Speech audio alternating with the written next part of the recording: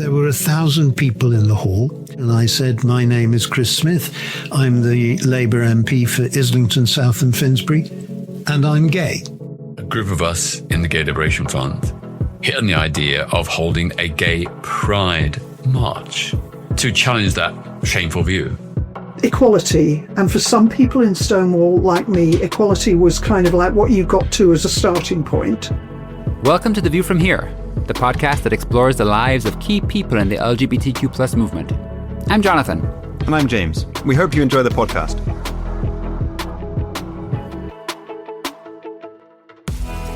Today we're joined for the second of two episodes with Peter Tatchell, a lifelong human rights campaigner known for his fearless direct action and global LGBTQ plus advocacy. In part 2, we hear about Outrage, the direct action group he co-founded in the UK, a history of the UK's homophobic laws, and his hopes and fears for the future.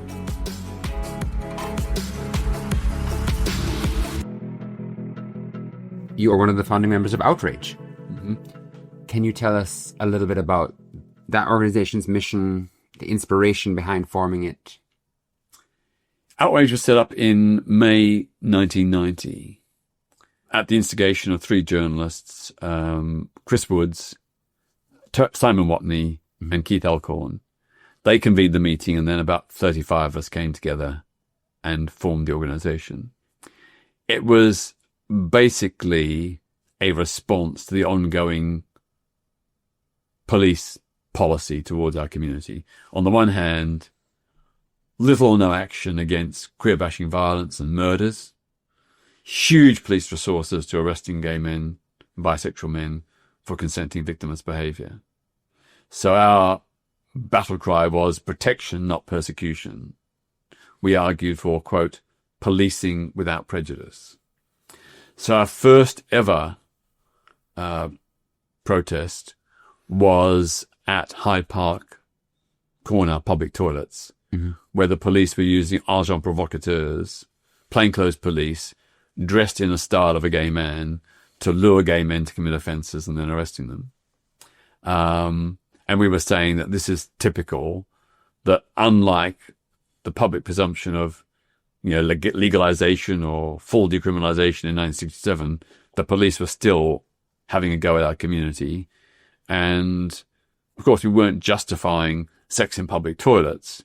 What we were attacking was the way in which the police would send in a young, attractive officer dressed in skin-tight white jeans and white T-shirt and, purely to encourage people to commit a crime and then arrest them. And play with his willy and then arrest anybody who responded. Yeah. It was clearly incitement and entrapment. But they were doing much the same thing everywhere. It wasn't just Hyde Park public toilets. It was all over. And, the same thing with Hampstead Heath. Our view was, we don't condone people having sex in public where members of the public might see it and be offended. But in the middle of the night in Hampstead Heath, the public doesn't go there. No. What's happening there is, it isn't causing offence. The police are going there just to have a go, to go there to get us. Easy target. Yeah, easy, yeah. For homophobic police officers. Yeah. But this, it was like a sport for some of them. Yeah. Yeah. Yeah. What we're going to do tonight. Yeah. Let's go up to Hampstead Heath and we'll get a few arrests. Yeah. Yeah. But this is more than 2 decades after your first sort of started activism. Did you, in your 50-year plan, I presume you hoped that you'd got a bit further forward than that by then? Yeah, I mean, in terms of actual legal law reform, it was a very long, slow, hard process. I mean, years and years of nothing. Yeah. So, I mean, the first law reform was to go backwards. Yeah. Section 28. Yes. Yeah. The first new anti-gay law in Britain for a century.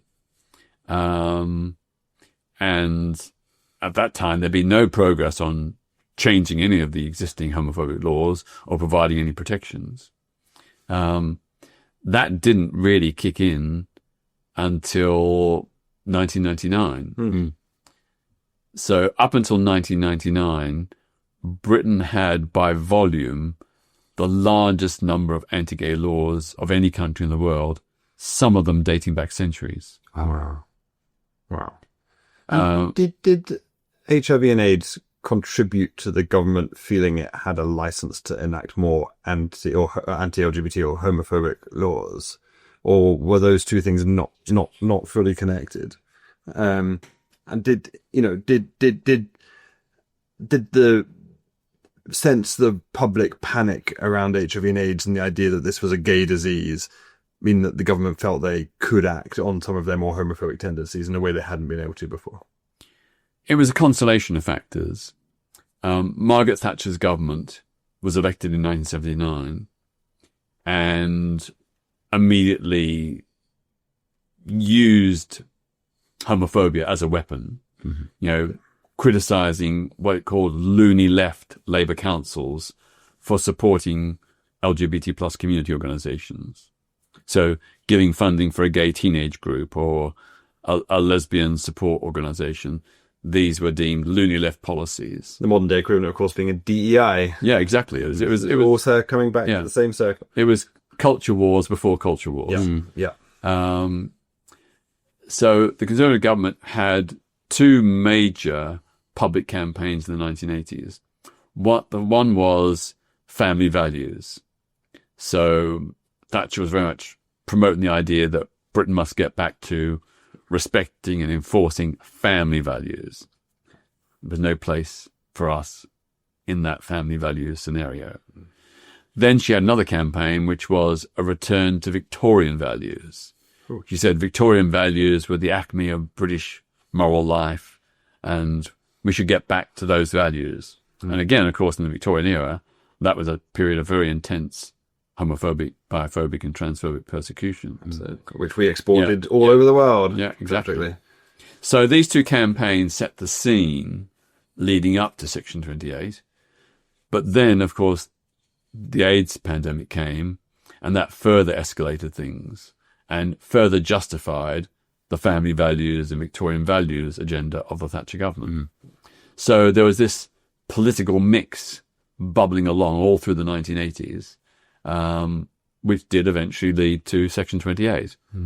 And correspondingly, a huge increase in the arrest and convictions of gay and bisexual men for consenting same-sex behaviour.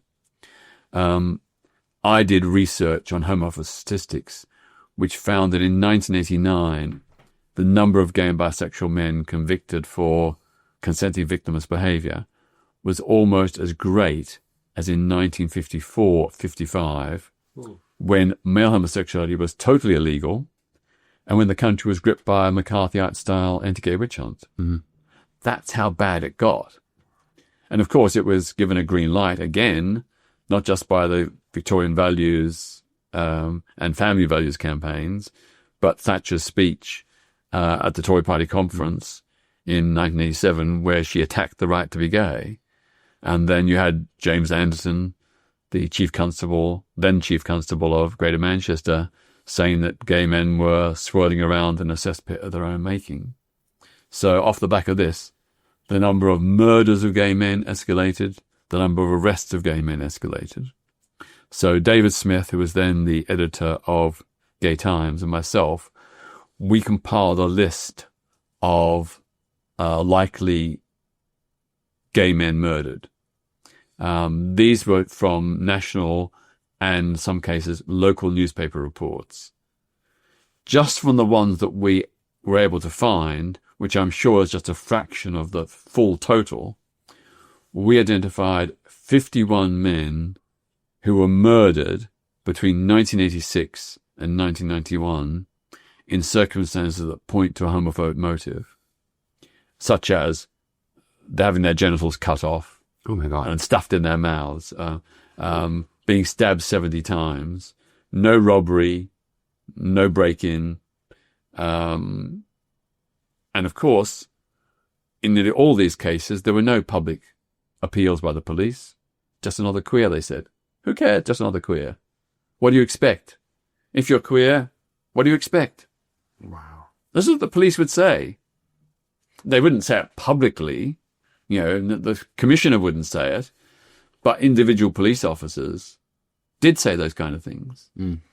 And so there was this huge spike in murders, and 51 murders. There were hundreds of other horrendous, violent queer bashing attacks, which left some men paralyzed for life or with permanent brain injuries. And then this massive increase in arrests for behavior that wasn't even a crime between straight men and women. Wow.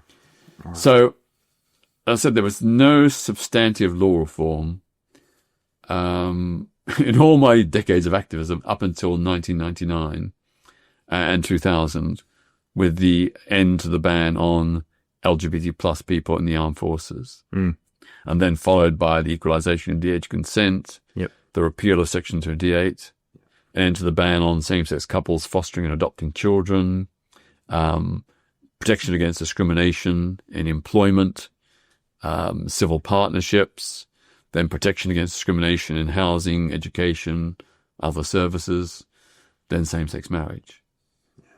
So from 1999 to 2013 with same-sex marriage, there was this phenomenal period of law reform, unprecedented in British history. Yeah.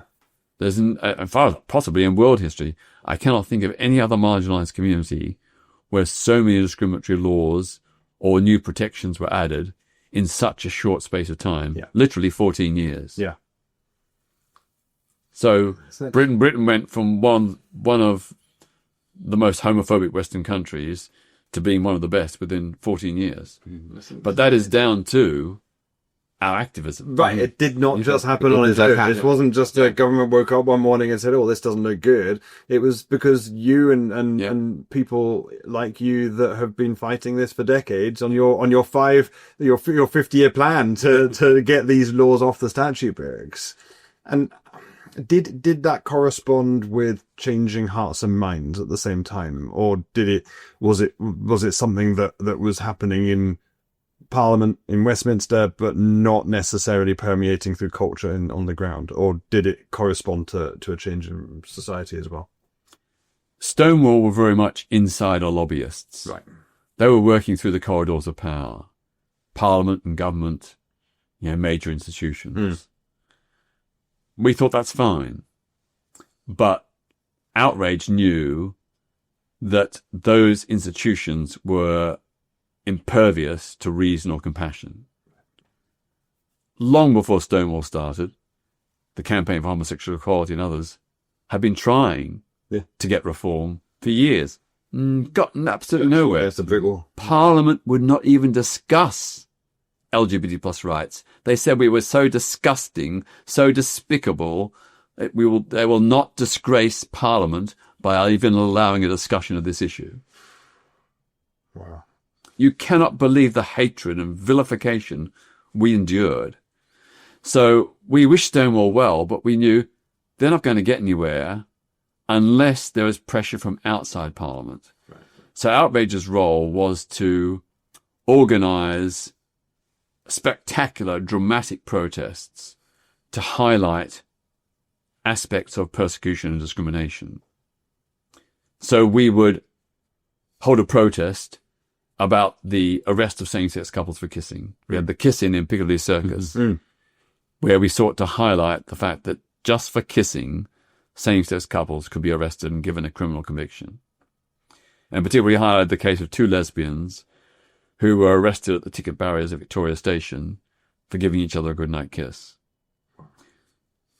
We knew that even people who were not particularly pro-LGBT would probably find that in many cases would find that just excessive. Yeah. It wasn't sex, it was just a good night to kiss, So we promoted their story and got them and others interviewed. And the idea was to do two things. First of all, through a protest, to get media coverage. Because media is the main means of social communication in society. So if you want to get an idea out there and discussed and make people aware, you have to use the media. Yeah, of course. So our kiss-in Piccadilly Circus got masses of media coverage. And that media coverage raised public awareness about the fact that you could be arrested for merely kissing a same-sex partner. And we found a lot of people who were not particularly pro-LGBT plus were quite appalled by that. Yeah. And possibly didn't know? Did people? Oh, yeah. No. Didn't know and were appalled. So it was a two-stage thing. We made people aware of it, and we also galvanized them to feel this is wrong. Yeah. And off the back of the main news coverage, then there'd be interviews in the press. There'd be TV talk shows, radiophonium programs. We'd go on them all to tell the stories of people who've been victimized. And through that process, we began to change hearts and minds. Yeah. So on the age of consent, we did lots of protests on the age of consent, the unequal age of consent, which had been, well, from 1967, it had been 21. Then in 1994, it was reduced to 18, but still above the 16 level for straight men and women. So by the mid-1990s, 2/3 of the public supported an equal age of consent. And that meant we were able to go to politicians and say, look, the public is on side. The public supports change. And that gave MPs, who are very nervous creatures, who don't like rocking the boat, it gave them, or some of them at least, the confidence to vote for equality. Yeah. And the same with the ban on LGBT plus people in the armed forces. You know, we staged protests outside the Ministry of Defence. We outed all posthumously all the great so-called military heroes like General Haig, Field Marshal Montgomery, Admiral Mountbatten, raising awareness about that LGBT plus people had been in the armed forces. Contributed massively to this country's history, Yeah. And even though we were not very happy with some of the terrible things the British Army did, still, it was important to draw that distinction that LGBT plus people had been there. Yeah. We'd been regarded as heroes while our sexuality was hidden. Why can't we serve now? So we won that again, 2/3 by the middle 1990s, 2/3 majority in favour of ending the ban on LGBTs in the armed forces. And that did embolden politicians to vote for equality.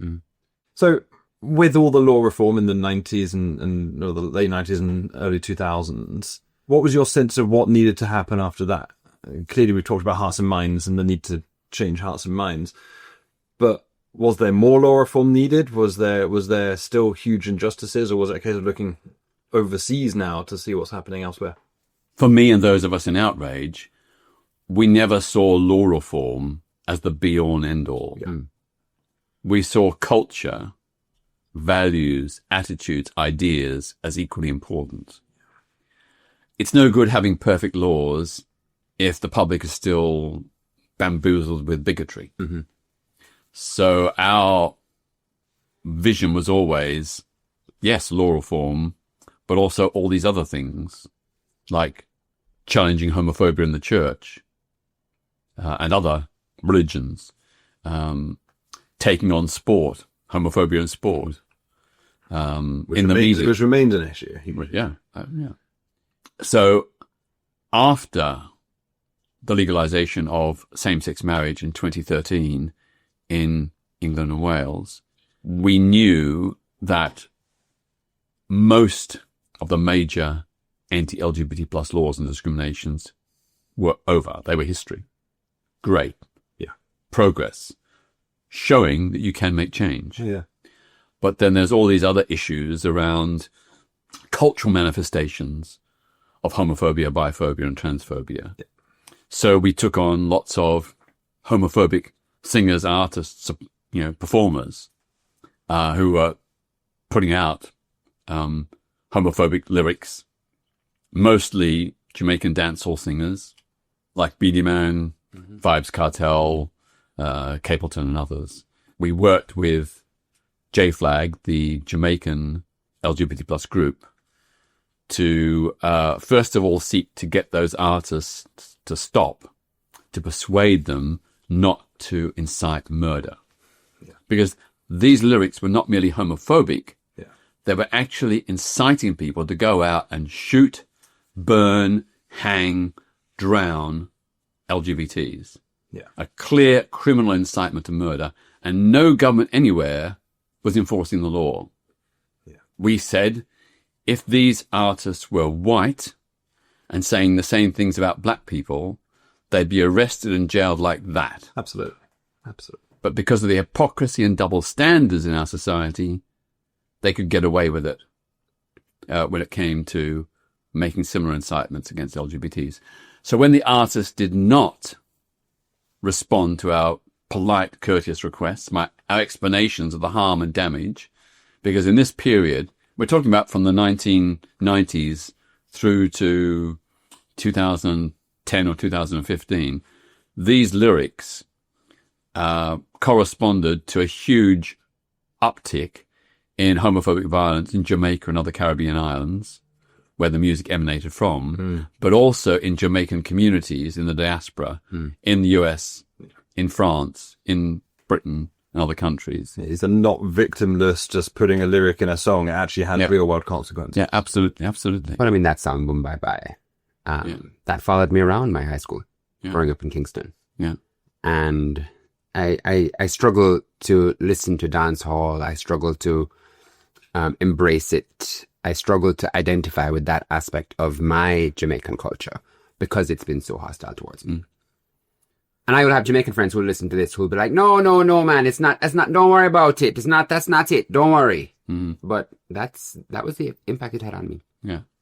So, well, I mean, J-Flag contacted me. Extraordinarily brave people, J-Flag. Because they basically said, it's too dangerous for us to challenge it here in this country. We'll be murdered. We need help. And in fact, they asked a whole range of organizations around the world for help. Outrage was the only one who responded and said, yes, we will help you.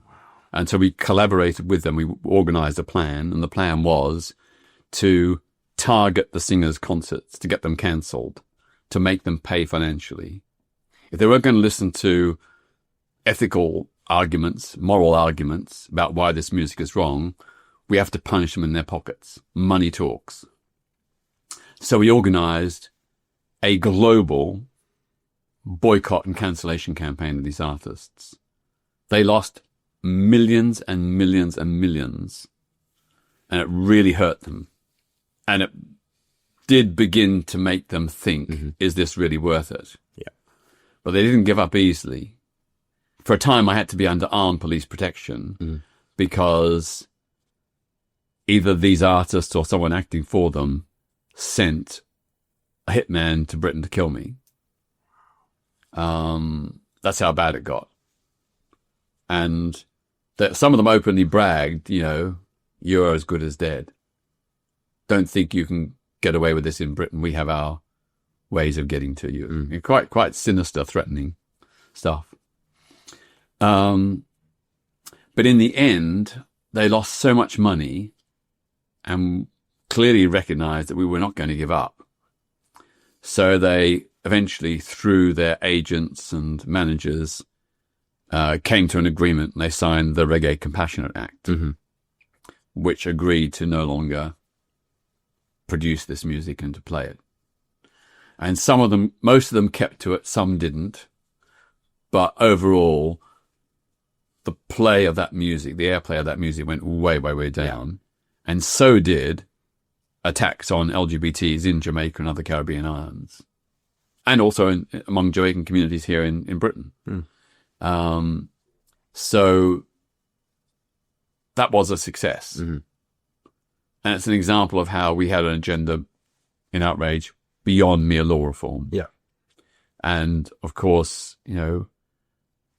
again, unlike Stonewall, right from the get-go, Outrage was working in international solidarity work with LGBTs in other countries under great repression, like in Russia, China, and many other countries.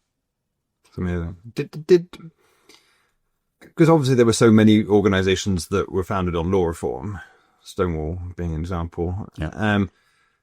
Was it hard to convince people to keep on fighting once a lot of the law reform had been completed? Once the checklist of homophobic laws was ticked off, how did you convince people to keep fighting, or did people just say, right, well, we're done here, we move on? I think the prevailing view was law reform's done, the rest will follow in due course. Right. But when the Jamaican dancehall artists began openly inciting the murder of LGBTs, that was a wake-up call for a lot of people. They thought clearly, we have battles still to fight. Yeah. And when black LGBTs in this country started getting beaten up, inspired by this dancehall music, that was also another wake-up moment. Yeah. So I think there was a temptation for some to say, well, the battle's more or less done and dusted. But then things kept on happening that reminded people, well, no, we ain't there yet. Yeah. The serial killings of Michael Lupo in the late 80s, Colin Ireland in the 1990s, Stephen Port more recently, they show just how vulnerable we are, that there are people out there for a mixture of variety of motives who are out to do us harm. And, some of them are within our own community. And every time the church or Judaists or Islamists denounce and condemn LGBTs, again, it reminds us that religion is still such a huge threat to our well-being. And your religious views have evolved presumably quite substantially from your upbringing. What do you feel about your own sort of spirituality in the context of the fight that you've had, and you kind of reflected on that at the beginning, and has that changed over time as well? Contrary to my very devout parents, who saw Christianity as very much to do with personal salvation, I had a much wider, broader perspective. Not thanks to them, but just me reading the text, So where I read the Sermon on the Mount, the injunctions to love thy neighbor as thyself, be a good Samaritan, I am my brother and sister's keeper. For me, all those elements of religion inspired and gravitated me towards activism. That, these were not just meant as lovely, holy words. They were injunctions to how you should behave. And that, yes, having a pious relationship with God is important if you're a Christian, but Christianity also has a social conscience. And I mentioned that one of my early inspirations was the Black Civil Rights Movement in America, which was led by a black Baptist pastor, Dr. Martin Luther King. For me, he was putting Christianity into action. He was doing what the New Testament was advising Christians should do, but which my parents and most Christians weren't. So I saw, I think from the I'd never heard of liberation theology, but in my own mind, I had a similar concept as a teenager, that Christianity should be a force for social change, renewal, redemption. Now, of course, around the same time, I was becoming skeptical and critical. So I'd never heard of Epicurus, but I began to ask similar questions. If God is so powerful and so omnipotent, how can we have things like, tsunamis and earthquakes and genocides? Why didn't God stop Hitler? So that eventually, plus of course, the homophobia and sexism implicit in religious teaching, drove me out of religion. So I now call myself an atheist and a humanist. Right. So I believe, to understand the world, it's not based on holy text. It's based on human reason and principles and values like the Universal Declaration of Human Rights. Yeah. Do you mind if I ask if you were ever able to reconcile with your parents? Yeah, it was a long, hard battle to reconcile on a whole range of different things, but primarily around my sexuality. I didn't initially tell them because I thought they were so extreme that they might have a heart attack or a mental breakdown, or that they might turn me and my then partner over to the police. So I didn't initially tell them. What I did was I dropped hints. I thought, slowly, gently, do it the kind way, you know, because coming out shouldn't be an act of revenge. The aim is not to hurt people, it's to tell the truth. But if your family or friends are coming from a very ignorant and bigoted place, probably just blurting it out isn't going to, you know, be the best way to do it. So what I would do is, you know, little by little, I'd say, you know, at work, there's a gay guy I work with. He's very nice. I don't know what people are fussed about. If there's an item on the news about a gay bashing, I'd say, oh, that's terrible. You know, whatever you think of gay people, they shouldn't be beaten up like that. And so over a period of 2 or 3 years, my parents began to put sort of 2 and 2 together and got 4, all gay. And then they said to me, that was a very kind and thoughtful way of doing it. Because they said, we would not have been able to, if you just, at the age of 17, just blurted it out, we would not have been able to cope. Yeah. They swore we wouldn't have turned you over to the police, but I'm not sure about that. But you know, that remains the case, that blurting it out is, for a lot of people coming, you know, a lot of this podcast, we've heard people's coming out stories, and some have gone well, some haven't, and you know, but everybody, that is one thing that unites our whole community, is having to come out regularly and repeatedly to a society that assumes the normal, in inverted commas, way of life until you tell them otherwise. And that's, to me, feels like one of the biggest things we have to address in society, is that normal means variety. Normal means that you can't make presumptions about someone's life.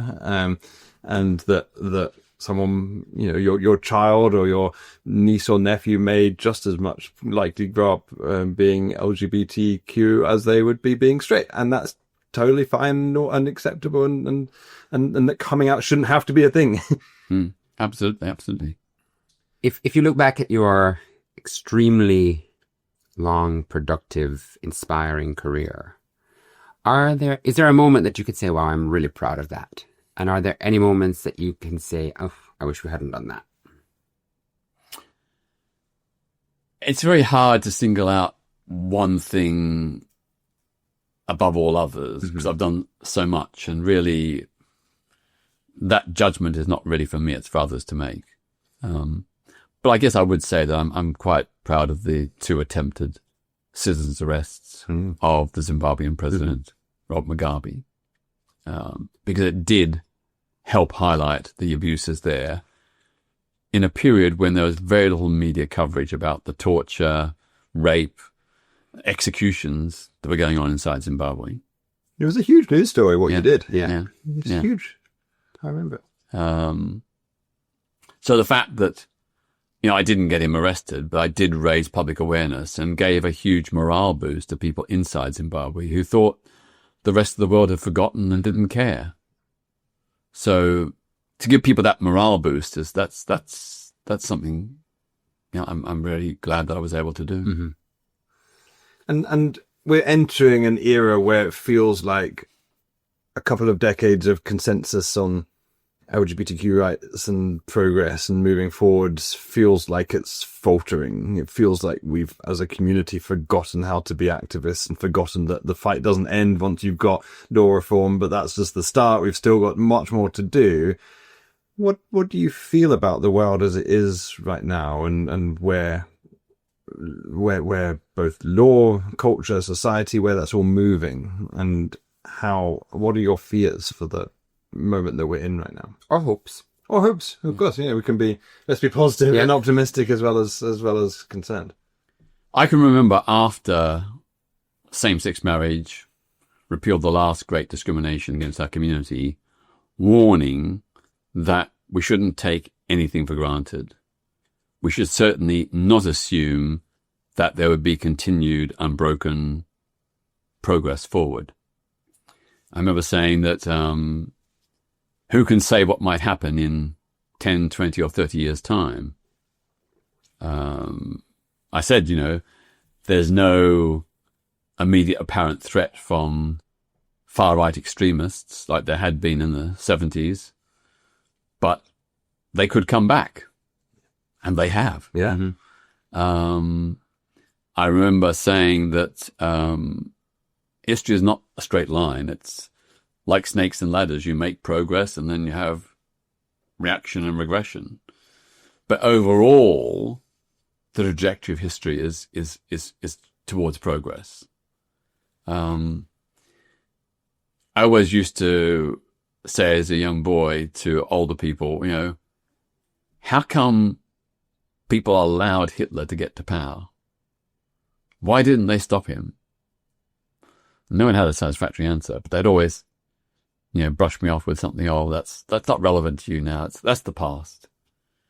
But I can remember saying to myself, if I ever was faced with a situation like Nazism, I wouldn't sit back and do nothing. I'd work with others and try and change it.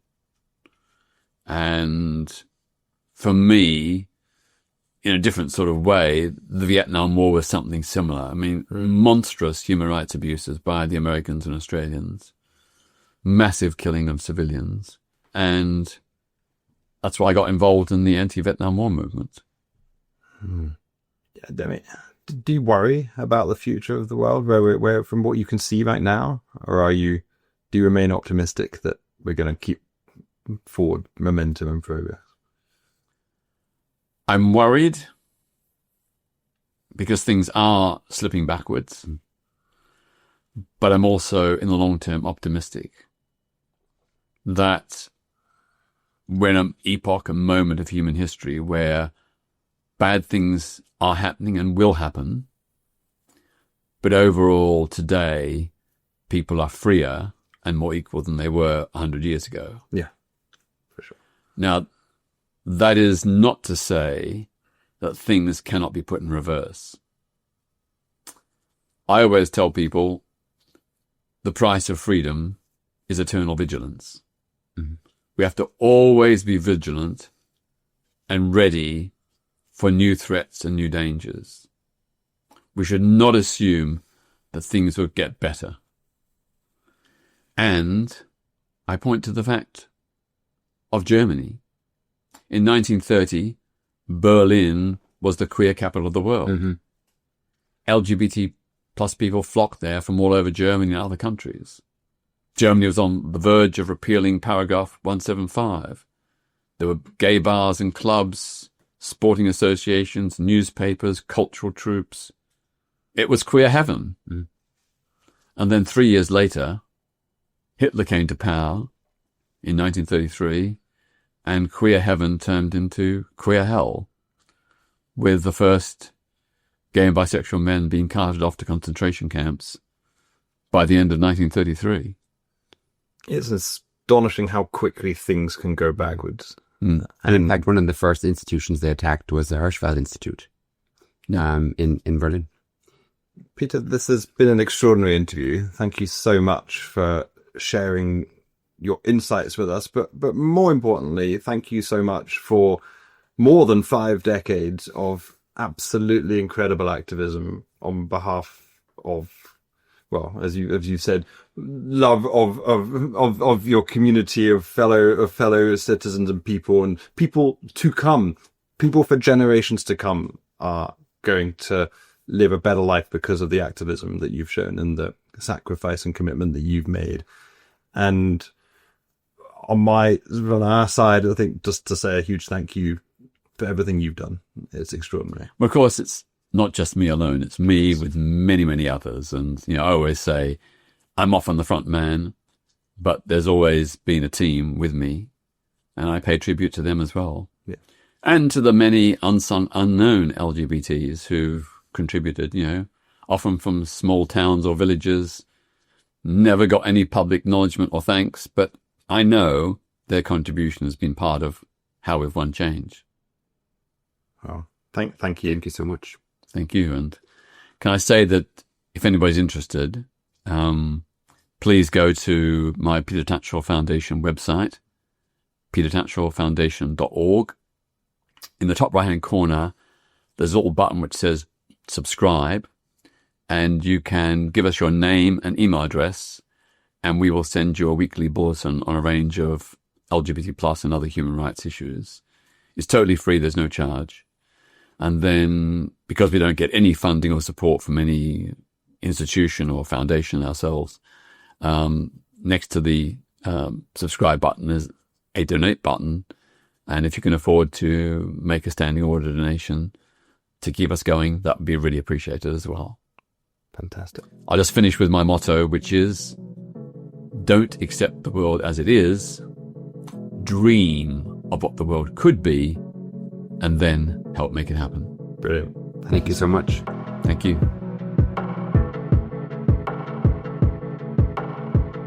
That's it for season 1 of The View From Here. Thanks to everyone who listened, donated, and supported the podcast in its first season. And of course, a huge thanks to all of our guests. We're already working on season 2, which we hope to put out later in 2026. Keep following us on Instagram or check out our website for more details. Bye for now.